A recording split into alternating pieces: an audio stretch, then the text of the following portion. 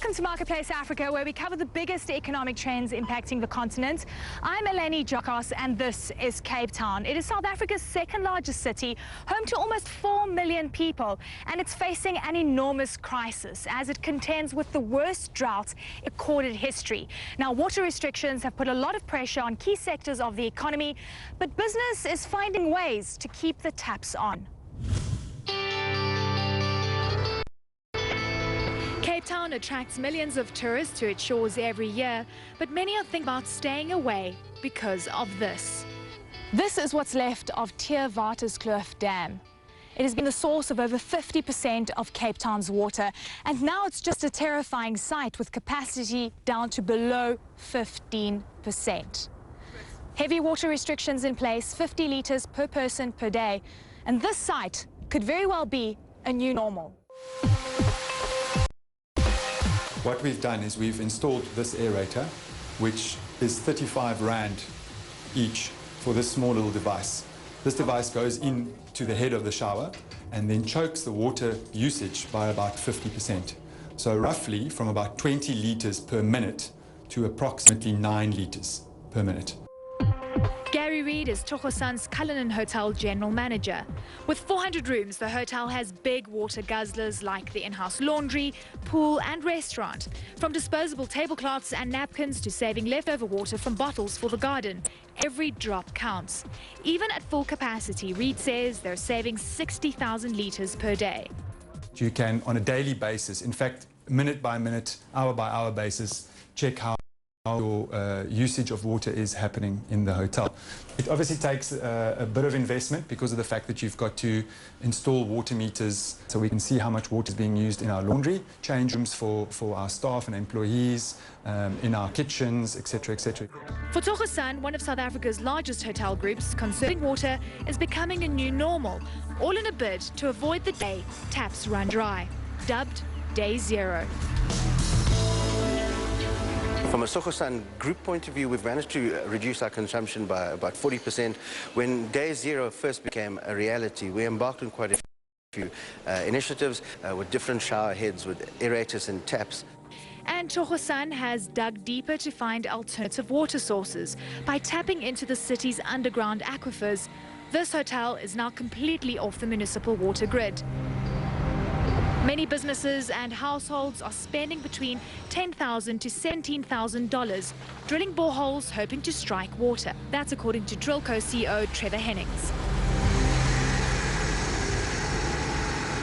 I've never seen anything like it before in my life. I've been doing this for 27 years and I've been through a number of droughts, but this is just something that is just unmanageable.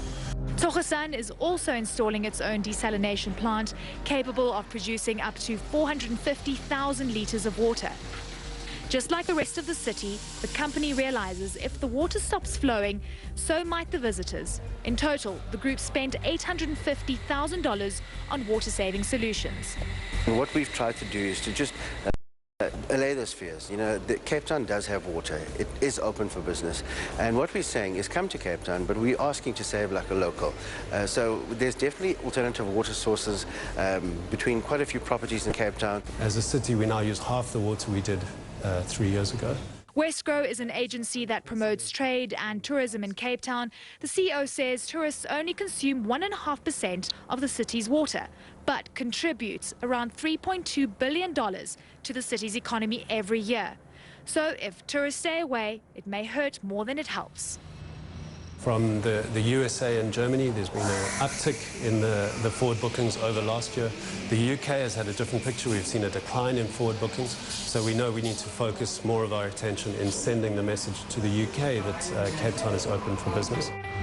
According to the Cape Town Chamber of Commerce, 7% of businesses plan to close if the city runs out of water, while 80% of businesses say water shortages threaten their ability to operate. But not every business can afford some of the water-saving solutions available. So entrepreneurs are creating small-scale options. If it's for consumption and for soups and for teas and for coffees and for keeping people alive and for your basic expenses like miniature washers or miniature, this is the ideal because you're making water where it's needed, not taking water to where it's needed. For under $2,000, this machine produces water from air. It harvests humidity and produces around 30 litres a day. It's not much, but can be done at a larger scale. We've had nursery schools, clinics, corporates, homes, schools particularly, that have to have water to be able to give the kids, because they'll have no water at home either, so they come to the store and they get it. The water crisis is not just a Cape Town issue, it's a global phenomenon. We've seen other world-class destinations around the world, basically, that have also gone through water crisis issue. I think you're starting to see South Africa playing the lead role in actually, creating the benchmark as to how world-class cities respond to water crisis. That said, however, is that we want to make sure that we send the message out there that South Africa, Cape Town, is open for tourism. However, we want all of our tourists, both domestically and internationally, to be astutely aware of the water crisis and some of the restrictions that are in place. As the new normal kicks in for many businesses and residents, there's hope that the rains will come before day zero arrives. But many fear it'll take a long time to fill the banks of this dam. Marketplace Africa will continue to monitor how businesses are dealing with the water crisis in Cape Town. After the break, I'll be introducing you to a company that some of those businesses may go to for advice on introducing new innovations. Stay with us.